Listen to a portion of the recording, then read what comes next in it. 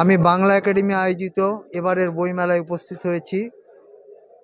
আমার সঙ্গে আছেন নতুন কবি কাজী মীরা।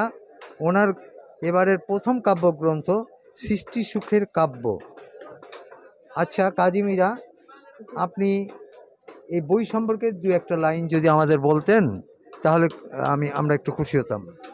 ধন্যবাদ আপনাকে। আমি এই বইয়ে আমার যে কবিতা আছে, সেই কবিতাগুলো আছে প্রকৃতি নিয়ে বেশি। আমি প্রকৃতি নিয়ে লিখতে বেশি ভালোবাসি। প্রকৃতি আমাকে ভীষণ টানে। তো প্রকৃতি নিয়েই আমার সব লেখা।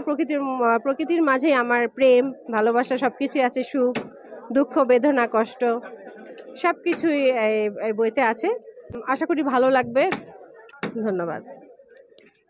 ধন্যবাদ কাজী মীরা।